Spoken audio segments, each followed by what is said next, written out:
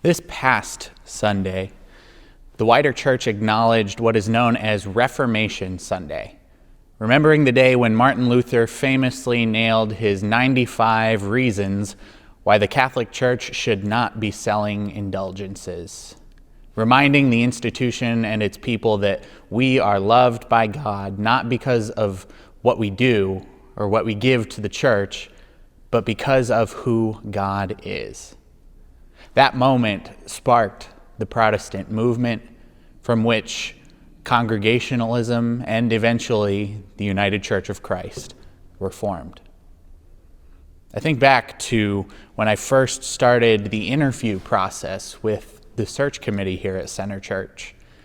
And in reading the church profile for that first time, I was struck by the importance of the congregational way and how many times it came up in that profile. And thinking about Reformation Sunday, I thought I'd take an opportunity to read from that church profile right now.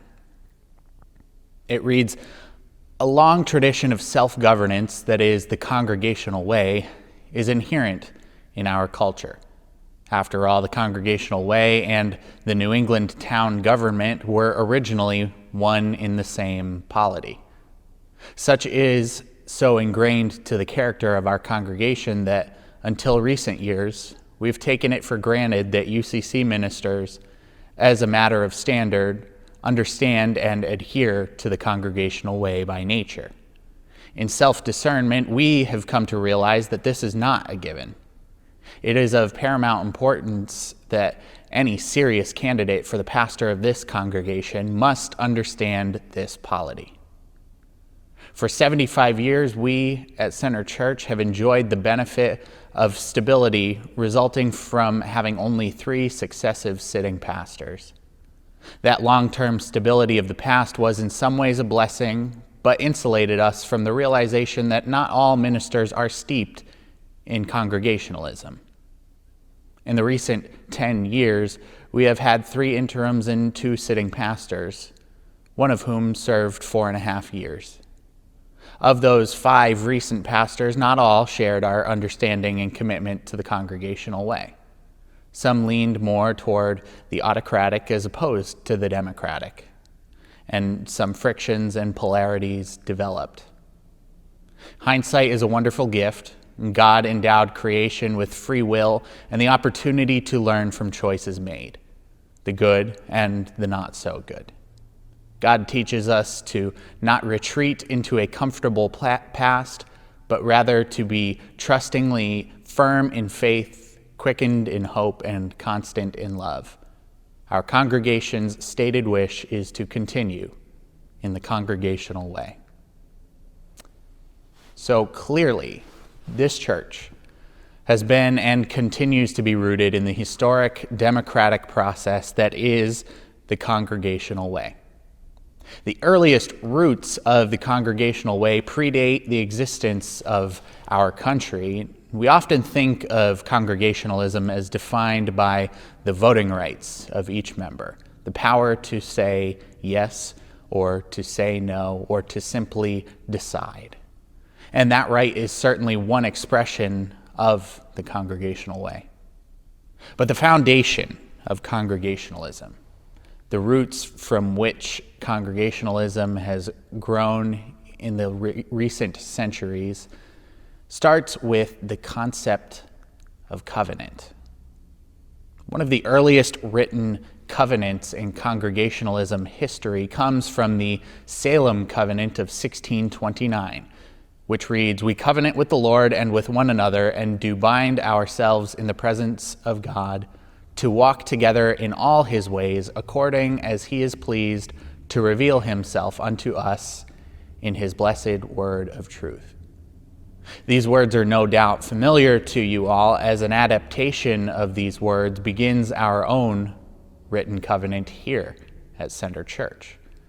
But what is covenant?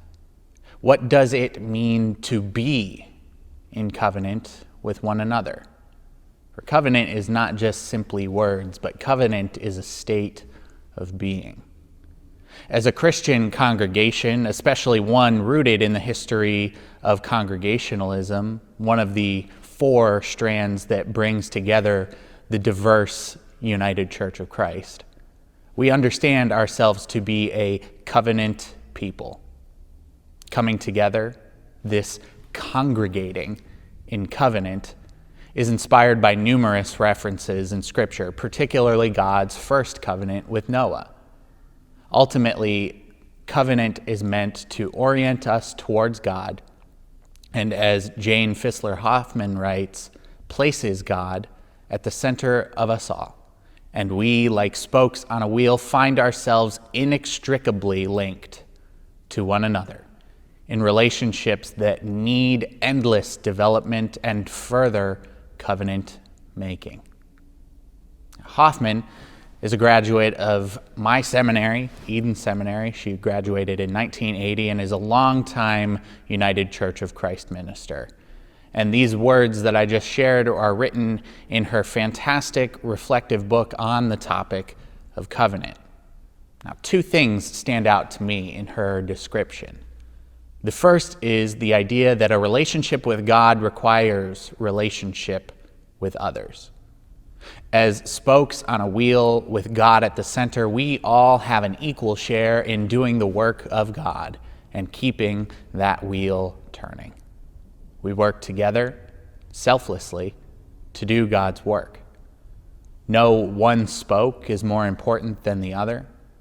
If there are spokes missing, that wheel becomes weakened, increasing that wheel's likelihood to break. And if one spoke breaks or removes itself, that wheel and that covenant becomes incomplete. The second point that stands out is Hoffman's reference to the need for endless development and further covenant making. God's initial covenant with humanity in Genesis is certainly not the last. And remaining in covenant means constantly evaluating whether what we do serves ourselves as individuals or serves the common goals of good for the covenanted community, rather than just assuming that what we do does that. That work of continual covenant making is difficult, and often not work that we are naturally conditioned to do. Theologian Walter Brueggemann, also a former professor at Eden Seminary, writes that the concept of being in covenant with one another is, quote, a radical alternative to consumer autonomy. Consumer autonomy, which is the governing ideology of American society, and which invades the life of the church in debilitating ways. Now, what Brueggemann means by consumer autonomy can be summed up by Burger King's longtime slogan, have it your way. You drive up, you tell the disembodied voice of God or the drive-through attendant what you want. You pull the car forward, and you expect to receive exactly what you asked for. Now, I don't know about you, but God has never worked like that for me, and certainly church doesn't work like that either. Covenant doesn't work in that way as well. God certainly doesn't demand God's own way in any of the covenants that they make with humanity. Now, Hoffman writes that in God's covenant making, quote, we recall that God chose freely to limit God's own self in order to make those promises to humanity. So what she is saying is that God sacrifices complete and total authority, complete and total autonomy to give us the freedom to choose a relationship with God and to choose to be in right relationship with those around us. Now, of course, this places a lot of pressure on us, and rightfully so. God hopes for that we might take our accountability to that covenant seriously.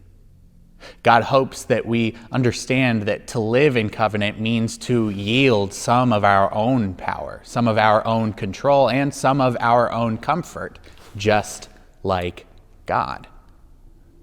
But God also leaves us fully free to do what we will. And that makes for a whole load of mess and a whole load of frustration. Sometimes spokes will fall away. We'll stop participating in the spinning of the wheel altogether when faced with that choice to give away their full autonomy. And unfortunately, when spokes fall away and break off, it places immense pressure on the spokes that remain. It's moments like these when the strength of commitment to covenant is tested. And in that testing, those who entered the covenant have a choice to make. Will they continue to participate and yield some of their autonomy for the sake of that covenant, for the sake of that community? Or will they walk away? Finding that balance between our own independent autonomy and our devotion to our covenanted community is a difficult pursuit. Understanding that we must sacrifice something to be in right relationship with one another is the foundation of the congregational way. It's the foundation of democracy. Sharing in the work is integral as well, as covenant is not faithful when it asks too much of only a few people. In our scripture today, the relationship between Ruth and Naomi gives us insight as to just how challenging this sharing can be. Now, Ruth was married to one of Naomi's two sons, both who tragically died along with Naomi's husband. And after their deaths, Ruth and Naomi were left to fend for themselves. Certainly a lot of pressure placed on them. And this unanticipated challenge places pressure on Ruth's relationship with Naomi. And at first, Naomi was not Ruth's biggest fan at the time of her marriage to Naomi's son, because Ruth was a Moabite, seen by Naomi as a foreigner or a social liability. Now, in the wake of her son's death, Ruth has a choice: to abandon her mother-in-law Naomi, that didn't really like her from the get-go, or to faithfully stick with her. And Naomi offers her up the option. She tells her, you have to go back to the land where you came from so that you can find security. But Ruth sticks with it. Ruth sticks to the covenant that is her marriage, understanding that she was not simply pledging herself to her husband, but to his family as well. And as we read, Ruth goes to great lengths to honor that covenant and work toward it. Her example of marrying Boaz and having a child with him, whom she ultimately gives to Naomi, is extreme, but I think it captures a level of devotion that we ought to strive for. Naomi also shows sacrificial commitment as well by setting aside her prejudices against Ruth and continuing to love and support her. Part of their understanding involved creating a new covenant altogether. While Ruth was honoring her marriage covenant, that old covenant was understood and based off of circumstances of an entirely different time period. Their commitment to one another in the scripture text that we read is a commitment, a recommitment of sorts, one where a new covenant with one another and with God was agreed to, whether explicitly or not. And they did so because they realized that to try and move on alone would likely result in more tragedy for them. They understood that in that moment, the core value of covenant, that together humanity can create and do more than we ever could on our own. Both made sacrifices to make it work. They knew their limits, understood what they brought to the table and what they didn't, and approached their situation and their partnership with humility.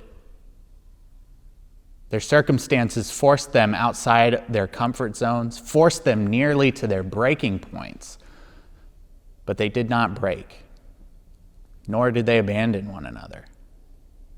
They stuck together, worked together, and together created a new life for themselves. Ruth and Naomi embody the love that awaits us when we are in covenant with God, and in a covenant that understands that when we work together, we create. The good news of God's love in covenant is that it waits for us always. No matter how often we might fall away from that wheel, no matter how often we might choose to remove ourselves, whether knowingly or unknowingly. However close we come to a breaking point, no matter what path we walk, so long as we, the members of this covenanted community, work together, setting aside our egos, sharing the load of the work, prioritizing our community over all else, not withholding or leveraging our participation to get things to go our way, we will be living into the wish stated in the profile that I first read nearly 2 years ago. We will be living into the covenanted congregational way.